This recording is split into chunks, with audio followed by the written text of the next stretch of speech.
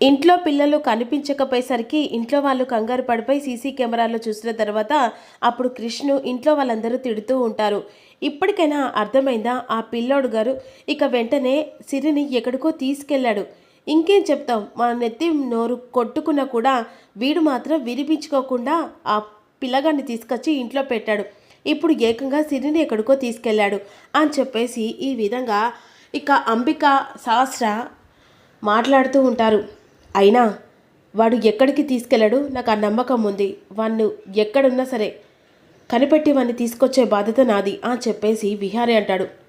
ఇదే మంచి ఛాన్స్. ఇక ఆ పిల్లాడు కనిపించకుండా పోయాడంటే ఖచ్చితంగా ఆ సిరిని కూడా ఆ పిల్లాన్ని ఇద్దరిని చంపేస్తే ఇక విహారీ మీద లేనిపోని నిందలు వస్తాయి.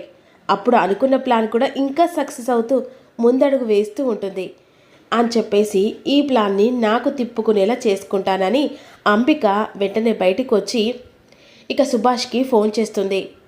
హలో అంబిక, చెప్పు అని చెప్పేసిన తర్వాత నీకు ముఖ్యమైన విషయం చెప్పాలి సుభాష్. చెప్పు అంబిక. ఏం లేదు, నువ్వు ఒక చిన్న పని చేయాలి. ఇక మా ఇంట్లో సిరి వాళ్ళ కొడుకును సహస్ర కూతురు నిన్న రాత్రి నుంచి ఇంట్లో కనిపించట్లేదు అని సుభాష్కి విషయం అంబిక ఫోన్లో చెప్తూ ఉంటుంది. అయ్యో, ఎక్కడికి వెళ్ళారు వాళ్ళు అని చెప్పేసి కంగారుతో అడుగుతున్న సుభాష్ను, అది మనకు అనవసరం సుభాష్. కనబడకపోయిన పిల్లల్ని కనుమరుగేలా చేయాలి. వాళ్ళు చనిపోయినట్టు మాత్రమే ఆ వార్త మనకి చేరాలి. నువ్వు ఏం చేస్తావో నాకు తెలియదు. వాళ్ళు ఎక్కడున్నా సరే వాళ్ళిద్దరిని చంపి పడేయి అని చెప్పేసి వెంటనే అంబిక సుభాష్కి చెప్తుంది. సరే అంబిక, నువ్వు చెప్పినట్టే ఆ ఇద్దరి పిల్లల్ని కనబడకుండా కనుమరుగేలా చేస్తానని చెప్పేసి కాల్ కట్ చేస్తాడు సుభాష్. ఈలోపు వెంటనే సంధ్యకు ఫోన్ చేస్తాడు విహారీ. సంధ్య ఇంటికి రానే వస్తుంది. ఏంటి విహారీ గారు, ఫోన్ చేసి రమ్మన్నారు? మా ఇంట్లో ఉన్న ఇక ఆ బాబును నా కూతురు ఇద్దరు కనిపించట్లేదు.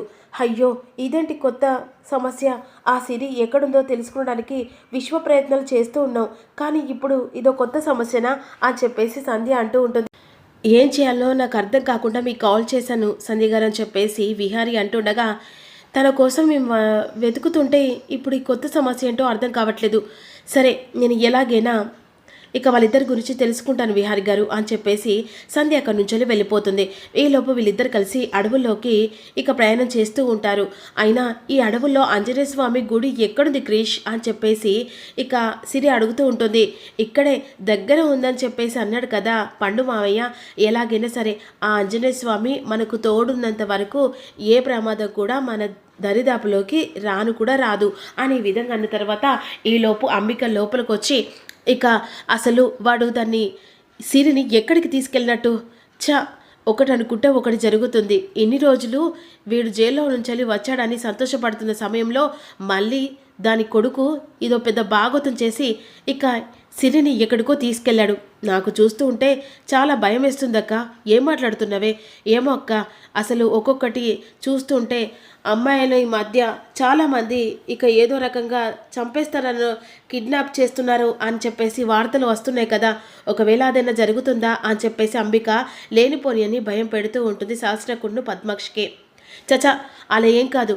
ఎలాగైనా విహారీ కంప్లీట్ ఇచ్చాడు కదా, ఆ పోలీసులు ఎంక్వైరీ చేసి నా మనవరాల్ని ఎలాగైనా తీసుకొస్తారు అనే విధంగా అన్న తర్వాత ఈలోపు సుభాష్కి అనుకున్నట్టుగా మెసేజ్ పెడుతూ ఉంటుంది. అది సమయానికి రౌడీలను పంపించి వాళ్ళ ఫోటోతోని ఇక ఇద్దరిని వెనుకులాడమని చెప్పేసి అంటారు. అప్పుడు ఆ సమయంలో ఇక రౌడీలు వెంటనే వాళ్ళు అడవులోకి వెళ్ళారని చెప్పేసి వెంటనే సుభాష్కి కాల్ చేసి చెప్తారు. ఈ విషయాన్ని అంబికకు ఫోన్ చేసి వెంటనే ఇక సుభాష్ ఆ ఇద్దరు పిల్లలు అడవుల్లోకి వెళ్ళినట్టు తెలిసింది అంబిక. ఆ అడవుల్లో వెళ్ళిన పిల్లలిద్దరూ ఏదో మృగం తిన్నట్టుగా క్రియేట్ చేయండి. ఎలాగైనా సరే వాళ్ళిద్దరి శవాలు రేపు పేపర్లు యాడ్ రావాలి. నువ్వు ఏం చేస్తావో నాకు తెలియదు సుభాష్, కానీ ఏదో ఒక రకంగా మనం చంపామని కాకుండా అందులో అడవులలో ఏదో మృగం వల్ల వాళ్ళు చనిపోయారని మాత్రం కంపల్సరీ రావాలి. సరే అంబిక, అదంతా నేను చూసుకుంటానని చెప్పేసి ఈ విధంగా అనుకుంటుంది. ఇక మరోవైపు అడవుల్లోకి వెళ్తూ ఉంటారు కదా, ఆ సమయంలో కాస్త చీకటి పడిపోతూ ఉంటుంది.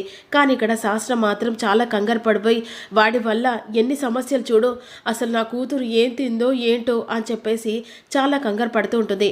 వాడి వల్లే కదా ఇదంతా జరిగింది. వాడిని తీసుకొచ్చి ఇంట్లో పెట్టి పేరుకు పెత్తనం ఇస్తే ఇక ఇల్లంతా కొరిగినట్టుగా ఇప్పుడు వాడి వల్ల నా మనవరాలు అక్కడ ఎన్ని ఆపదలు ఎన్ని టెన్షన్స్ పడుతుందో తిండో లేదో అని చెప్పేసి ఇక్కడ పద్మాక్షి కంగారు పడుతూ ఉంటుంది.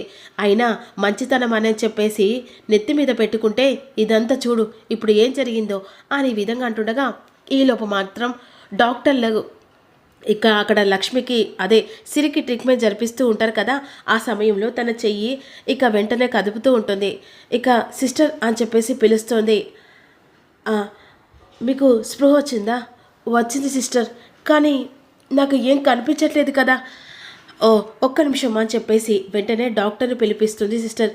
సిస్టర్ నాకు భయంగా ఉంది అని అన్న తర్వాత భయపడకమ్మా, నీకేం కాలేదు.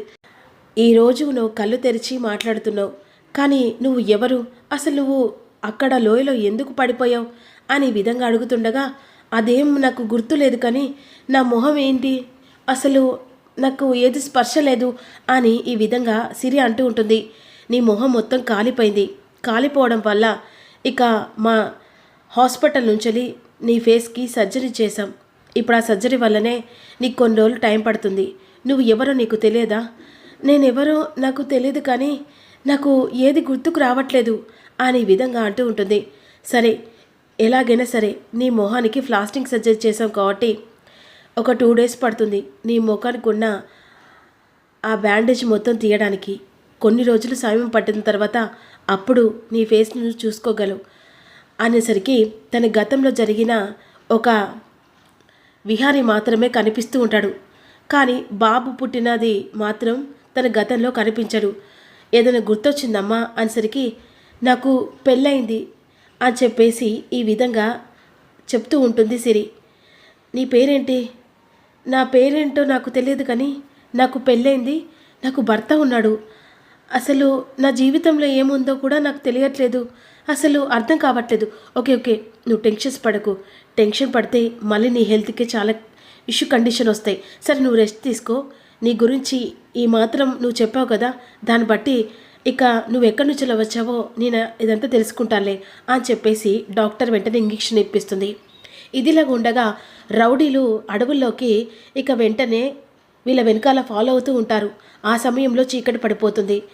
వెంటనే అక్కడ సిరినున్ను కృష్ణు చంపాలని చెప్పేసి రౌడీలు పక్కగా ప్లాన్ చేస్తారు.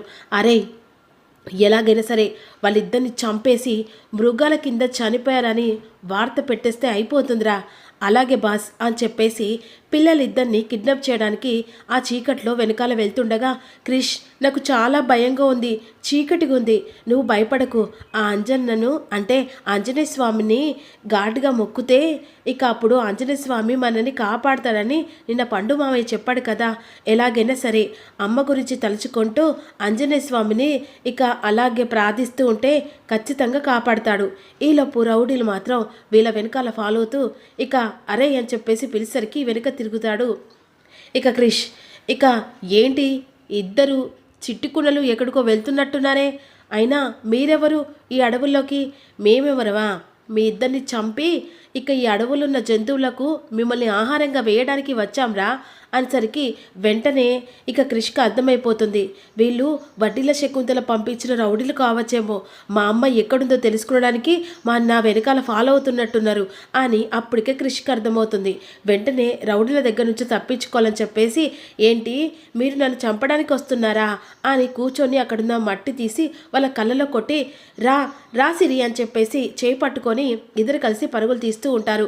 అరే, వాళ్ళని వదిలిపెట్టద్దురా, వాళ్ళిద్దరిని చంపి రేపు పేపర్లో యాడ్ వచ్చేటట్టు చేయాలి అని చెప్పేసి ఈ విధంగా అనుకున్న తర్వాత ఈ టైంలో సంధ్యకు ఇన్ఫర్మేషన్ వస్తుంది. వాళ్ళు సీసీ కెమెరాల ప్రకారం చూస్తూ ఉంటే అడవులోకి వెళ్ళినట్టు అనిపిస్తుంది. వెంటనే సంధ్య విహారికి ఫోన్ చేసి, ఏమన్నా తెలిసిందా సిరి గురించి, క్రిష్ గురించి? తెలిసింది విహారి గారు, వాళ్ళు సీసీ కెమెరాల ద్వారా తెలుసుకున్నాము, వాళ్ళిద్దరు కలిసి అడవుల్లోకి వెళ్ళినట్టుగా అనిపించింది. వాళ్ళ వెనకాల కూడా ఒక 1-2 అవర్స్లో కూడా ఇంకా వేరే వ్యక్తులు వెళ్ళినట్టు కూడా అనిపిస్తుంది. క్లారిటీగా తెలియదు. ఎలాగైనా సరే వాళ్ళని కాపాడండి. ఈలోపు రౌడీలు మాత్రం వీళ్ళని చంపడానికి వెనకాల వెంబడిస్తూ ఉంటారు. మరి ఇద్దరిని చంపేస్తారనేది అప్కమింగ్లో తెలుసుకుందాం.